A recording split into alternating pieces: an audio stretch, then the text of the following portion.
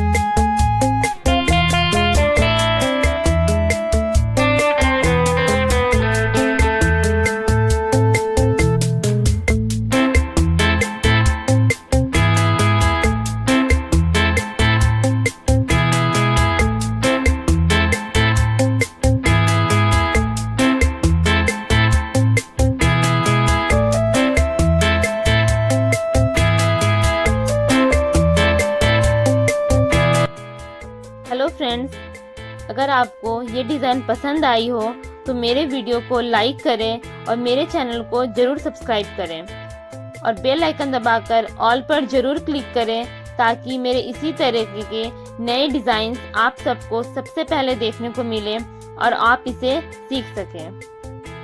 मेरी इस कड़ी मेहनत के लिए मैं उम्मीद करती हूँ कि आप सब अब तक मेरे वीडियो को लाइक कर चुके होंगे और जिन लोगों ने मेरे चैनल को सब्सक्राइब नहीं किया है तो प्लीज़ आप मेरे चैनल को सब्सक्राइब कर लें ताकि आप मेरे यूट्यूब फैमिली में शामिल हो सके और हमारी फैमिली और भी अच्छी बन सके। So thank you friends, have a nice day.